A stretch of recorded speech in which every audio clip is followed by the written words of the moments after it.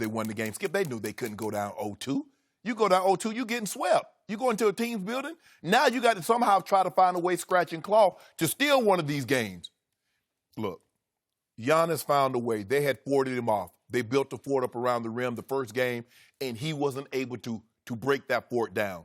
What transpired in this game, they made 23s. You made 23s more times than not, you're going to win the game. And what happened, Middleton got hot from the three.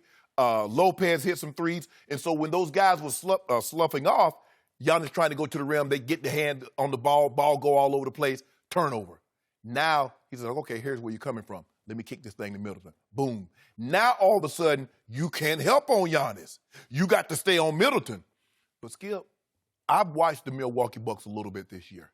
The guy that doesn't get enough credit, and normally when they win, he plays exceptional. And that's Eric Bledsoe. He had an awful game in game one. He won me a case of dew one Friday night here at Staples. He did. He did. He took the game over. On the day, he got his contract extension. Remember that? Why you got to bring up old news? Well, it was good news. I did not see this coming, Skip. A 28-2 run, 24-2, something like that run. The end of the third, start of the fourth quarter, they blew the game wide open. So I'm not surprised that they won. I'm surprised at the margin of victory in which they used. And if you could tell me they're going to get 29 from Giannis, they're going to get 28 from Middleton, 21 from Bledsoe, I'm going to say they're going to win a lot of games because those big three guys are very, very important. And Giannis was unbelievable. He's finding a way. He hit a couple threes. And if he could do that, Skip, because they're going to slough, they're going to play off him. Because they know he can Euro step from half court and be at the rim dunking. So you don't want him to do that. But if these guys can hit threes around him and guys can't help off, can't help Horford, can't help Baines, Milwaukee can do what we think they can, and that's win this series. So, to Jenny's question, I was stunned by what I saw last night. And I was extremely disappointed in what I saw or didn't see from the Boston Celtics. I said they would win this series. In fact, I proclaimed after game one that it was already over. Good. I still think Boston will win it in 6 games, which is what I thought originally. Okay. But last night horrified me because I'm going to remind everybody, with 1:14 left in the first half, Boston led this game 51-50. In the first quarter of this game, Mr. Giannis scored exactly no baskets. He didn't make a single field goal in the first quarter. And all of a sudden, the threes started to rain from the sky. And before I could sort of absorb what was happening, the Milwaukee Bucks had taken the most threes they've ever taken in a playoff game and made the most threes. They made 20 of 47 three-point shots, both playoff franchise records, 20 of 47. Well, I'm here to say, if they make 20 of 47 from here on, they're going to beat Boston. They're going to beat whoever else in the Eastern Conference Finals, and they're going to beat Golden State because that's unbeatable.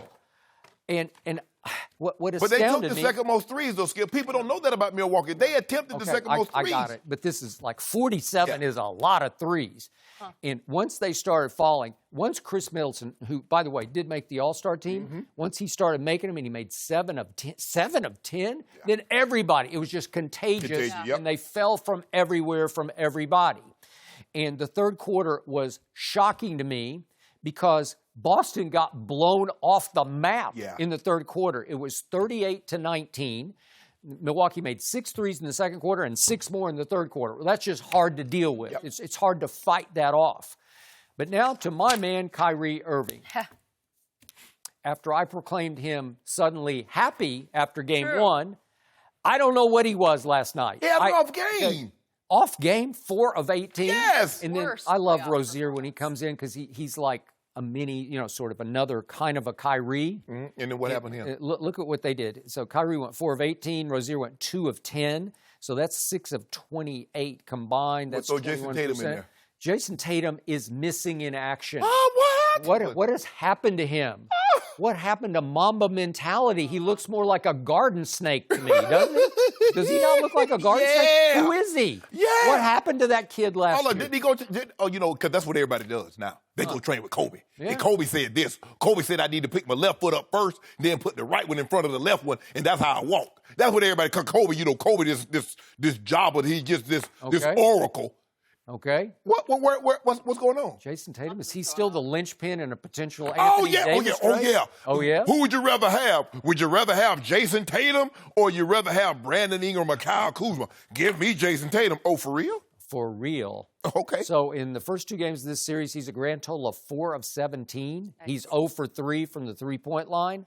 What? But here's the thing.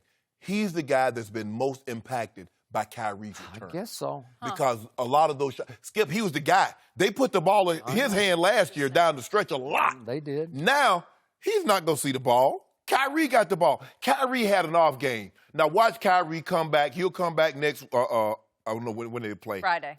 In Boston. And he'll drop 25, 30 with about 7 assists. That's what Kyrie's capable of. He better. Well, You know, Kyrie, he going to dance on him. Yeah. Give Bledsoe some credit now because he lit Bledsoe up the first game. So it appeared to me in the third quarter that Boston finally just threw up its hands and said, okay, if you guys want this badly, we'll just see you in Boston. But what you supposed to do? And they just threw in the towel because they trailed by 31 points. But Skip, what you supposed 31? to do? When all those threes going in, what are you supposed to do? I guess, but you know what? Good teams or great teams or potential championship teams, they don't usually lose. I know there have been aberration games. There was the Memorial Day Massacre, Yeah, I remember Celtics, Lakers. 84. But usually this doesn't happen. Usually it doesn't get to 31 points when in the first half, you late in the half, you were right there. Right. And it felt like Boston was kind of in charge the whole first half, to me. But Skip, you know, sometimes when a team start raining threes, you look at the guy will turn around and look at the bench and is like, what you want me to do? I mean, and that's what happened. Middleton is coming down on the break, going between his legs and pulling up. He was. Coach, what you want me to do with that? And listen, this team, when it gets out running, because Boston, if you let them play half-court pack-it-in defense, they're pretty hard to score on. Yes. But if you start pushing it up the floor and take fast break threes that are wide open, all of a sudden the lane is going to clear out for one Giannis Antetokounmpo. Right. And what did he do in the third quarter? He had 15 and 6 rebounds. Yeah. For a lot of guys, 15 and 6 is like a good game, right? Yes. And he had that in the third quarter. But that's the thing, because you can't put the fort around the basket when guys are making threes. No, you can't. So, and he knows, and he did give him credit, Skip. He didn't force it. Hey, I'm a kick. Guy started dropping, and the next thing you know, now all of a sudden I'm one-on-one with Al Horford. I'm one-on-one with Baines. I'm one-on-one with a Jaylen Brown. Yep. Okay, I'll take that matchup. Boston did not kick back. No. So but see, he got tired of y'all talking about Al Horford. Al Horford D'd him up. Well, he did. Okay, yeah. Okay. He did. Take that with you, Al Horford. Okay. Sleep on that one. I thought he D'd him up in the first quarter. He did. Okay. And then all of a sudden, guess what? Them threes started making it. And then he couldn't get any help. He said, well, hey, sleep on the plane and take that with you. You'll be dreaming about me. So the shock to me was Boston just imposed its will in game one. And all of a sudden, Milwaukee didn't just win the momentum back. They just grabbed it and seized it and pulled it back, and they're going to take it with them to Boston. Well, if I'm Boston, I feel very good. Yeah, I could choose to be greedy and say, hey, I wanted to be 0-2. But when you go on the road, Skip, the only thing that you can hope for is let me get a split. I get a split, and I get to come home for 2. No, I got Sleep in my bed, my crowd. And role players normally play better at home. Well, I like where I am if I'm Boston. Okay, well, we'll see how Boston handles the pressure, because the pressure just went back on Boston, because all of a sudden, if they don't win game 3, if Milwaukee continues to roll in game 3, then they're in trouble. Yeah.